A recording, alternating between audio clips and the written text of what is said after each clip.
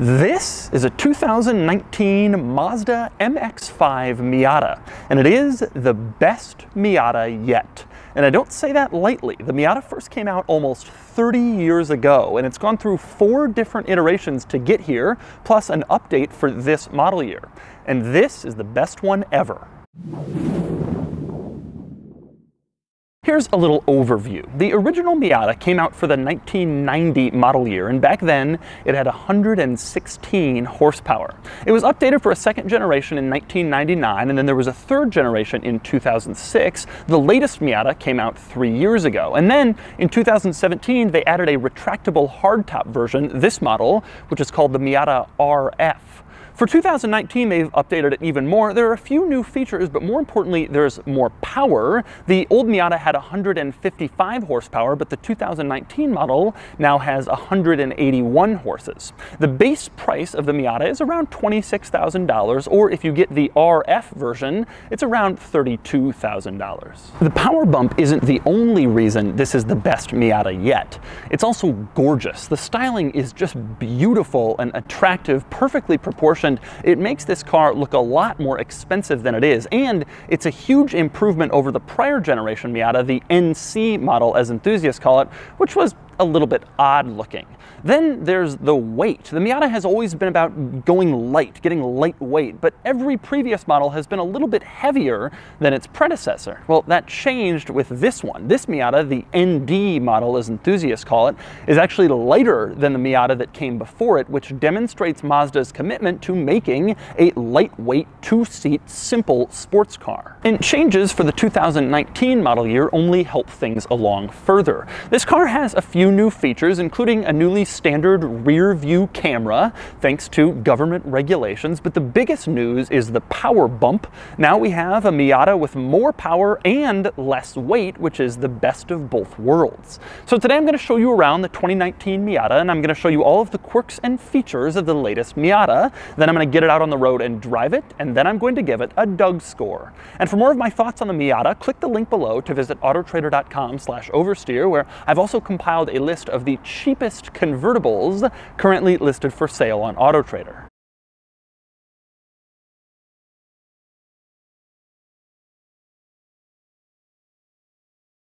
Now I'm going to start on the inside of the new Miata, where one of the first things you'll notice is that storage is rather limited. For instance, there is no storage in the door pockets, which is rather unusual, and there's no glove box in this car, which is really unusual outside of the crazy realm of insane, compromised, exotic cars. But there are some hidden storage places. One is between the seats. There is a little storage compartment in here that's actually quite large. This is intended to be the glove box, and it even locks so you can lock up whatever important things you have, just like you could in a glove box. There's also a tiny little center storage bin where you can stick tiny little items if you want. But while the lack of storage kind of limits practicality a little bit, this car has an absolutely genius situation with its cup holders. Now, if you look, you'll notice there are only 2 cup holders, and they're between the seats, which is kind of annoying actually, because then you have to kind of reach in here to get your drink, and it doesn't really work. But you don't actually have to do that. That's because the cup holders are movable. You can detach a cup holder from in between the seats, and you can move it, and there's a little anchor point in the passenger side footwell where you can stick it. And so if your passenger wants more legroom, you can pull the cup holder out and stick it back between the seats. But if you want to drink and you don't have a passenger, move the cup holder back, and then the cup that you're drinking from is right next to your shifter in your hands.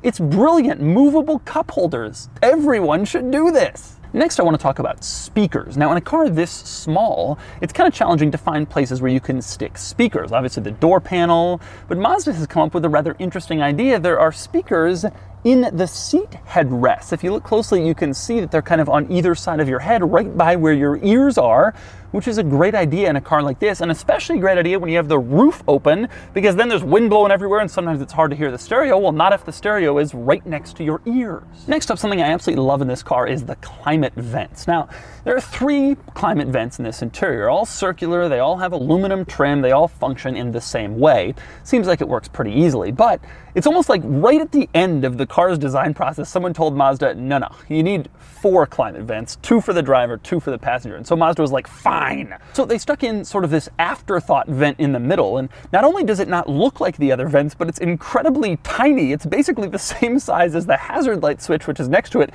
You can cover it with 1 finger, but it's there, so Mazda could have the 4 climate vents that probably their product planners insisted they needed.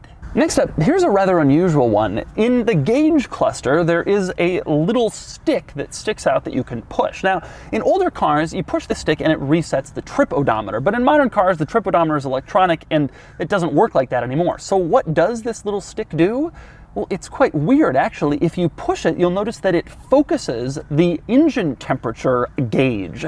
So if you have the engine temperature gauge in its regular spot, you see a full range of temperatures, but if you push that, it focuses only on the second half, so you can see just how hot your engine is in sort of a more detailed way. It's very weird. I've never seen anything like that that gives you the ability to magnify your engine temperature gauge, but you have that in this car. Next up, moving on to the sun visors. Now the sun visors fold down just like normal sun visors, although you can't detach them and move them over to cover the side windows.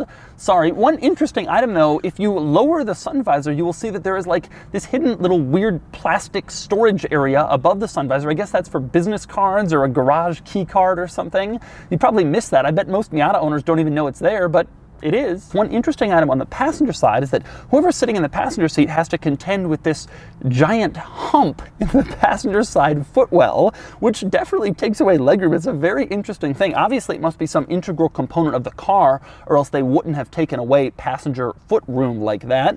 But there is a large hump in the passenger side. Next up, I want to move on to the infotainment system, the screen in the center, where there are a couple of interesting quirks, almost all of which have to do with volume settings. They're very strange. Okay, take a look at this. You can change the keyless lock beep volume. That's the beeping sound the car makes when you lock the doors as you're walking away. You can change that low, medium, high, depending on how loudly you want your car to let you know that it's locked. That is odd, but it gets stranger. In this car, you can change the turn signal volume. If you feel like the turn signals are not loud enough, well, you can change it from low to high. Here's the turn signals on low. And here's the turn signals on high. Not too many cars where you can change the turn signal volume, but how about this one, the lane departure warning. You can choose between a beep and a rumble for when you kind of start to stray from your lane. Now, if you choose the rumble, you can choose between low, medium, and high. If you choose the beep, you can merely choose low or high. Still, probably too many configurations for that. And another unusual volume item is the navigation guidance volume. You can play with it and then it gives you a little voice that annoyingly says, "Navigation will be at this volume. Navigation will be at this volume. Navigation will be at this volume." Now, speaking of the navigation system, this car has a couple of interesting navigation-related quirks. The most interesting to me is the warnings, the alerts. You can set alerts that are based on the map, based on where you are, and then the car will let you know when you reach wherever you've set. For example, if there's a spot on your commute where there's always a police car sitting that's running radar, you can put that in the navigation system and it will warn you when you're approaching that spot in case you space out and forget. That's a cool idea. Here's another cool idea. This car will alert you to speed cameras. Obviously, there are some apps that will do that, but not too many built-in navigation systems will alert you to speed cameras, but this one will. The most interesting part about the speed camera alert, though, is you can set it to alert you all the time or only when you're speeding. The car can detect what the speed limit is, and if you're going 10 miles over, it'll let you know that you're approaching a speed camera. If you're going under, it won't bother at your choosing. That's pretty cool. And the final item, I like the fact that this infotainment system gives you the option to turn off and only leave on the clock. Now, I figured when you did that, it would turn off the screen and then it would show up like a large clock so you can see it, but in fact it does not. the clock remains tiny and in the corner, even though nothing else is on the screen.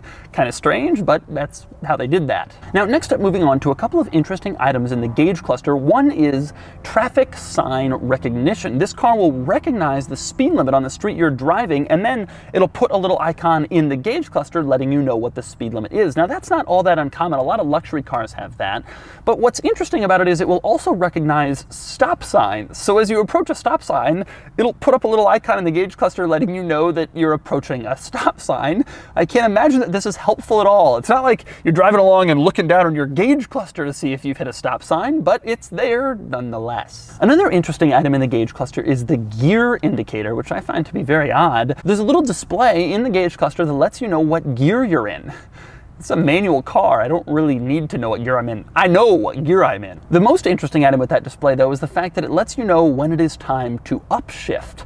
And it tells you that in the most economical way possible, letting you know when to upshift to save fuel. In fact, it is so economical that sometimes it tells you to skip gears, go from third to fifth or from first to fourth, so you can drive in the most economical way possible. I suspect that display is commonly ignored by Miata owners. Next up, we must discuss the roof, which has a rather interesting procedure. Now, in the regular cloth top Miata, the roof is easy. There's a latch here, you throw it down, and there's a latch here, and you pull it up. That's all it is. But in the RF, there's a little bit more to it. Now, to start the roof procedure, you flip a little switch in the center console that has a picture of the roof on it. Strangely enough, to put the roof down, you flip the switch up, and to put the roof up, you flip the switch down. Now, once you flip the switch, a little orange blinking icon comes on the screen right next to that switch to let you know the top is moving. And in the gauge cluster, it kind of shows you the progress in 4 steps with like a full color diagram of what's happening behind you and over your head. Now, since the roof is currently in the down position, we will start there. Time to see how it works.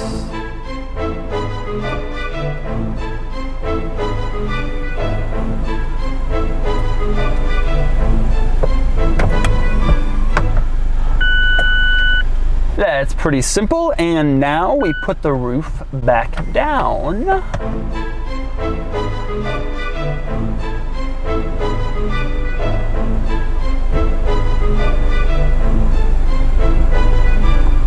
Now, there are a couple of interesting items that I didn't know about the RF's roof situation, one of which is the fact that it's open behind the seats. Check this out. Did you know that it was just open air back here? I had no idea. I figured there was a glass piece in here, but there isn't. So you still get that sort of wind in your hair feel, even though this car has like pillars behind you and doesn't have the traditional cloth top. There's still wind flowing through the cabin. One interesting item is there is a wind deflector in there. You can see it's in place, but you can also remove it in case you want even more wind to come through the cabin. Another interesting item about the RF that I didn't know is these windows here, these little rear quarter windows. They're not windows at all. They're fake. They're just kind of black plastic. I guess Mazda figured that painting that piece body color would just give a little too much body color on that side, so they painted them to look like windows. Frankly, I think it enhances the look of the car, but I admit they fooled me. I always thought they're windows, and they're not. By the way, it's worth noting that once the roof is in place, there is an actual window back here, obviously, because otherwise the car would be open air even if you have the top up. It's only when the top is down that the window goes away and you have sort of the more open air feel. And speaking of weird windows, I want to talk about this one here. This car obviously has a normal window that goes up and down in the door, but then in front there's this tiny little quarter window that's only like 4 inches long at its base and maybe 5 inches high and triangular. It is very, very strange that they bothered to put that there. My guess is that based on the door design, they had to. If they had let the regular window go this far, it wouldn't have rolled down or something like that. So this is what you get, this tiny little quarter window. Most people probably won't even notice it, but it is strange. Most cars don't have anything like this. Next up, moving around back, one thing I want to talk about is this car's name. Now, repeatedly throughout this video and in the title, I've referred to this car as the MX-5 Miata, but if you look in the badging, it only ever says MX-5. On the back, it says MX-5. On the door sill, MX-5. It says MX-5 on the floor mats. It even says MX-5 in the owner's manual. On the front cover, it doesn't say Miata, just MX-5. But Mazda is still officially referring to this car as the MX-5 Miata. On their website, that's what it's listed as, and when you go to buy one, that's what it's officially called, but they're not really badging it with Miata anymore, and I suspect the Miata name won't really make it much further. Mazda really wants to call this car MX-5 to sort of fit in with their other product lineup, the CX-5, the CX-3. I think the only reason they haven't already chopped the Miata off this car's name is because Miata just has so much brand value here in the US. So many people know the Miata and love it, so they keep it going. The other interesting thing you'll notice back here is right here, and that would be the backup camera, now standard on all these cars because for 2019, the US government is requiring it. Now, I'm a big fan of backup cameras. I think they're much better for safety, but I have to admit, it does kind of screw with this car's lines in the back. The earlier ND models with no backup camera had a much cleaner rear bumper look, and it's a shame Mazda couldn't integrate that any more cleanly, like down here, where it wouldn't be so visible directly in the middle of the bumper. But they didn't, and that's where it is. Okay, next up, it's time to get into the ND's trunk. But before I do, I have to show you a little quirk that probably only I will appreciate, and like 9 other geeky people who like the weirdest, littlest details. But here it is. Okay, you get the key fob, right? And it's got 4 buttons on it: lock, unlock, the trunk, and the alarm. Now, these buttons are all about the same size, and so one thing that a lot of automakers do is they put little dots on a button you'll use more frequently so that when you're just feeling it with your thumb, you know which button is which. Now, for this car, the button they put the dots on is the trunk button, and if you look closely, you will see that the little dots are where the wheels are, which is the stupidest little tiny quirk, and they definitely didn't have to do it that way, but I guarantee there are about a dozen other people who will appreciate that little tiny attention to detail. And for the rest of you who don't appreciate such ridiculous minutia, well, I'm sorry. But anyway, getting into the trunk, to open it, you hold down that button with the little wheel dots, and then you pop open the trunk, and there are a couple of interesting items in the trunk. The thing I like most is that there is no trunk liner. Almost every other car has like a piece of cloth here to cover up this and make it look nicer, but Mazda's like, cloth?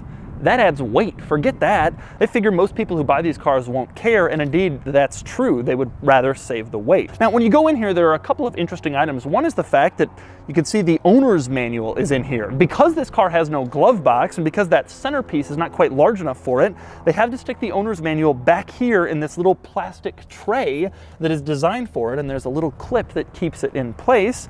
And that's where the owner's manual is in an MX-5. Also back there is a little fix-a-flat kit, since this car also doesn't have enough room for a real spare tire. Other interesting items in the trunk, one is the fact that you can turn on or off your trunk light. There's a little switch on it. I have no idea why. Who's ever goes in their trunk and they're like, darn that light, I don't want a light. Arr. So bizarre, but they give you that option in this car. Next up, we move under the hood, and there's nothing particularly interesting or unusual under here. One item I do like, though, is the fact that Mazda doesn't bother with an engine cover, just like they didn't have a trunk liner back there. Up here, they could make this look more smooth and more simple, like so many automakers do, but they're like, why bother with that? That adds weight, and plus most of the people who own these cars are gonna modify them, tinker with them, so we'll just leave that behind, and so they do. No engine cover in this car because frankly, Mazda understands their customers. And so those are the quirks and features of the 2019 Mazda Miata. Now it's time to get this thing out on the road and drive it. All right, driving the ND Miata RF. Couple things I want to get out of the way first. One is, do I fit? I'm 6'4", and I'm often talking about this in my videos because tall people email me and they're like, well, how tall are you? Do I fit in this car? Almost always the answer is yes. I have barely ever had trouble fitting in any of the cars that I film for my reviews. This one is different. My knees are right up against the dashboard. It's tight. I never have this problem in modern cars, even at my height. But this car is tight. I think if I was an inch or two shorter, it would be okay. I think it's okay now. Like, I could drive this and it'd be fine. It's not ideal. I think a lot of car reviewers are hypocrites about this car. Almost every car reviewer has said, oh, the BRZ and the FRS need more power. And then at the same time, these same people say, oh, the Miata is so amazing. Well, this car has less power than those, and the acceleration numbers aren't dramatically different. If you think the BRZ and the FRS have too little power, then you should think the same about this car, and I do. I think 155 horsepower that it had before was way too little. I think 181 is fine. Just like BRZ and FRS 200 is fine. I think we could do better. I want them to bring back the old turbo Miata, the NB, the Mazda Speed. Like, I'm ready for that. I think that it's a shame, in order to do this sort of back to basics lightweight rear wheel drive roadster, that's also associated with kind of low power, like old MGs and cars from that era. To me, you can put power in one of these and everybody's gonna be happy. It'll be fine, don't worry about it.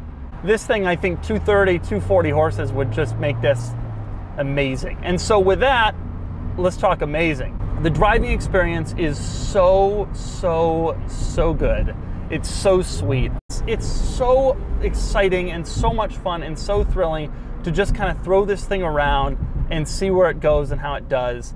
This car almost seems like there's no limits to what this car can do and how much fun you can have in this thing going around corners. And it isn't the fastest out of the corners, but with the top down and you're flooring it and you're excited, you're happy. A lot of enthusiasts will tell you that this is one of the greatest cars ever made.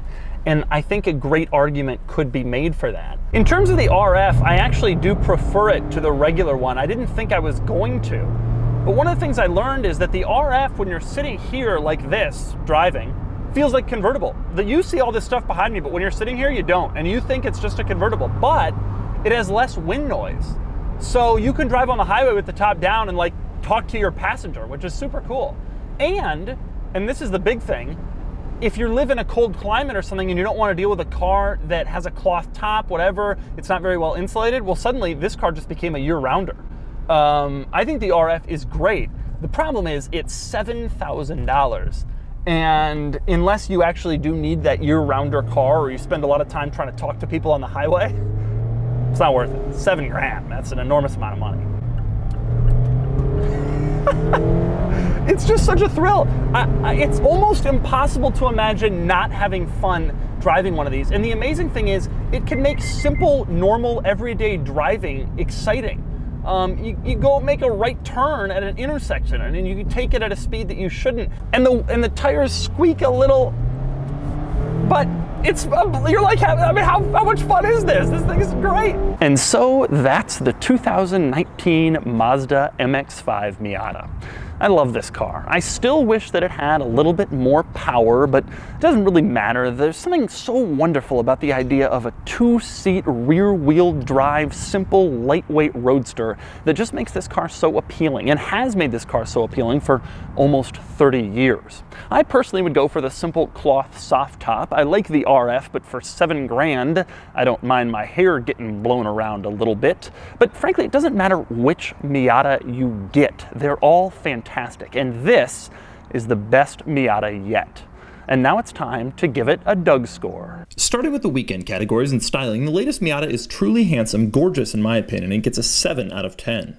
Acceleration does 0 to 60 in 5.8 seconds, which gives it a 4 out of 10. Handling is really sharp, on par with the great sports cars, and it gets an 8 out of 10.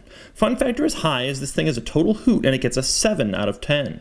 Cool factor is a little lower, as the Miata is a relatively inexpensive and common car. Still, it gets a 5 out of 10 for a total weekend score of 31 out of 50.